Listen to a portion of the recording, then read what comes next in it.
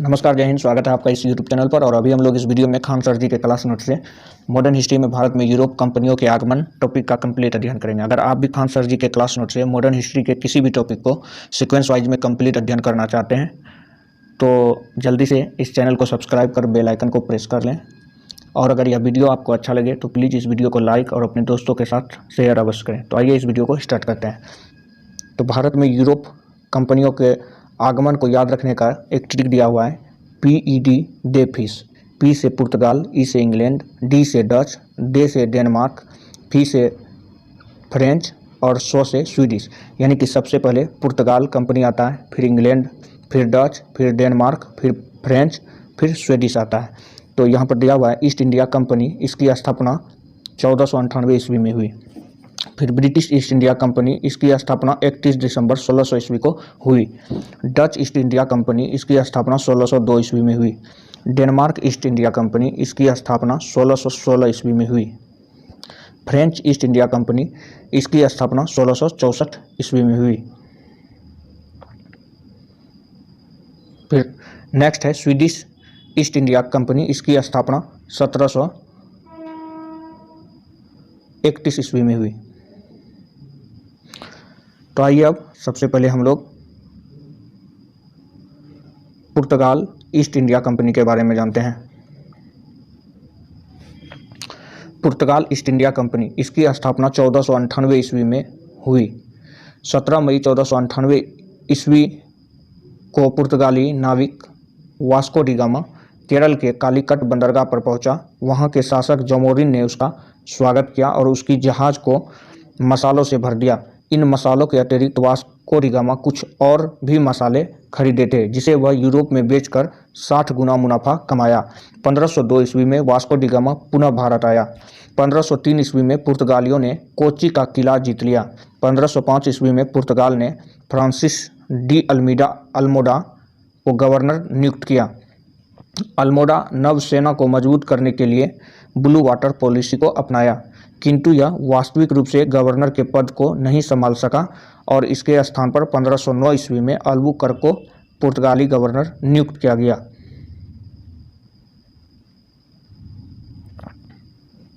Albuquerque को ही पुर्तगाल का वास्तविक गवर्नर कहते हैं। इसने बीजापुर के शासक यूसुफ आदिल शाह से गोवा जीत लिया। इसका विजयनगर शासक कृष्णदेव राय के साथ अच्छा संबंध था। अल्बुकर्क ने पुर्तगालियों की संख्या बढ़ाने के लिए पुर्तगालियों को भारतीय महिलाओं से शादी करने के लिए प्रेरित किया। पुर्तगाली सबसे पहले आए थे और सबसे बाद में भारत छोड़कर गए 1961 ईस्वी में। पुर्तगाली ने ही भारत में सर्वप्रथम तंबाकू और आलू की खेती से प्रारंभ कराई। पुर्तगालियों ने ही भारत में सर्वप्रथम 1556 ईस्वी में गोवा में प्रिंटिंग प्रेस की स्थापना किया। पुर्तगाली भारत से अधिक इंडोनेशिया से व्यापार करने में रुचि रखते थे। नेक्स्ट हम लोग अब डच ईस्ट इंडिया कंपनी के बारे में जानेंगे। डच ईस्ट इंडिया कंपनी की स्थापना 1602 ईस्वी में हुई थी। डच ने 1605 ईस्वी में मछलीपट्टनम में अपनी व्यापारिक कोठी स्थापित की। इन्होंने पुलिकट में अपनी दूसरी व्यापारिक कोठी स्थापित की। इन्होंने सूरत में अपनी तीसरी व्यापारिक कोठी स्थापित की। 1759 ईस्वी में वेदरा के युद्ध में अंग्रेजों ने डचों को पूरी तरह से पराजित कर दिया और उनके सभी व्यापारिक कोठियों पर अधिकार कर लिया।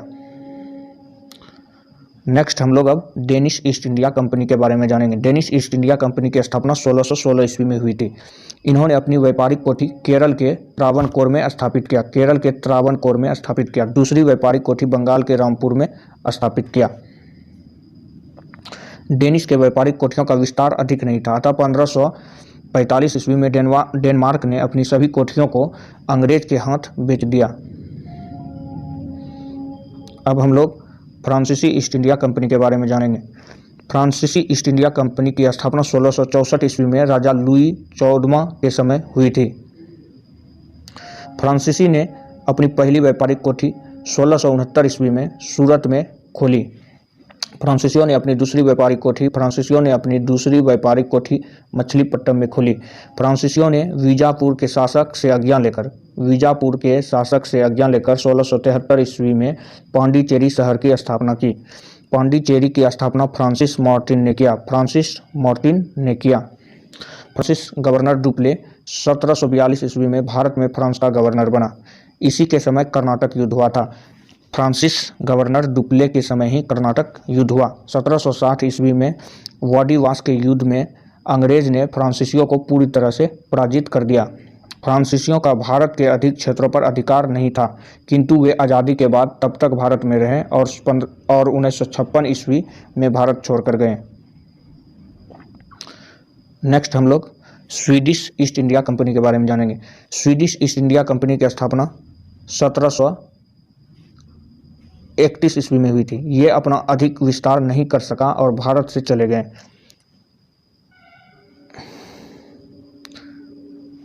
आइए अब हम लोग ब्रिटिश ईस्ट इंडिया कंपनी के बारे में जानते हैं। इसकी स्थापना 31 दिसंबर 16 ईस्वी को महारानी एलिजाबेथ ने किया। जिस समय ब्रिटिश ईस्ट इंडिया कंपनी की स्थापना हुई उस समय मुगल गद्दी पर अकबर था। 1639 ईस्वी में ब्रिटिश ईस्ट इंडिया कंपनी ने मद्रास को भाड़े पर ले लिया और यहाँ फोर्ट सेंट जॉर्ज का किला बनवाया। 1651 ईस्वी में अंग्रेजों ने बंगाल के हुबली में अपनी व्यापारिक कोठी खोली। 1661 ईस्वी में ब्रिटिश राजकुमार चार्ल्स II का विवाह पुर्तगाली राजकुमारी कैरोथिन से हो गया और पुर्तगालियों ने बम्बई बंदरगाह को अंग्रेज को दे दिया।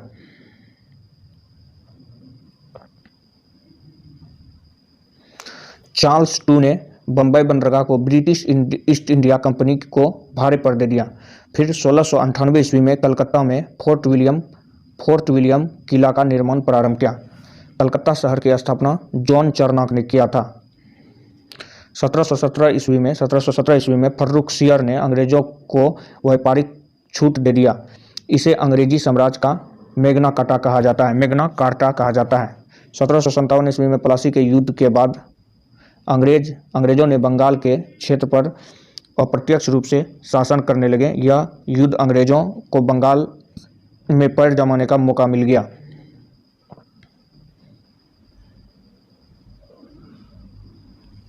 1764 ईस्वी के बक्सर के युद्ध के बाद 12 अगस्त 1765 ईस्वी को अंग्रेजों एवं शाह आलम द्वितीय के बीच इलाहाबाद की संधि हुई।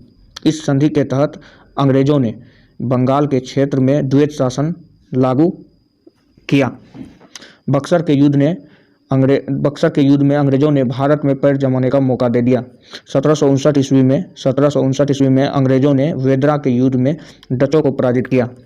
1760 ईस्वी में अंग्रेजों ने वांडीवास के युद्ध में फ्रांसीसियों को पराजित कर दिया। इस प्रकार भारत में अंग्रेजों का विरोध करने वाली कोई बड़ी शक्ति नहीं बची। ब्रिटिश ईस्ट इंडिया कंपनी धीरे धीरे मजबूत होने लगी, किंतु भ्रष्टाचार बढ़ गया था और राजा का नियंत्रण भी कंपनी पर कमजोर पड़ रहा था। कंपनी के अधीन गवर्नर जनरल। बंगाल का पहला गवर्नर लॉर्ड क्लाइव था, जिसने द्वैत शासन 1765 ईस्वी में लागू किया। वारेन हेस्टिंग 1772 से 1785 ईस्वी तक रहे। इसके समय 1773 ईस्वी का रेगुलेटिंग एक्ट पारित हुआ। तो आज का यह टॉपिक कंप्लीट होता है। तो आज के लिए बस इतना ही। फिर मिलते हैं हम लोग नेक्स्ट वीडियो में मॉडर्न हिस्ट्री के किसी अगले टॉपिक के साथ।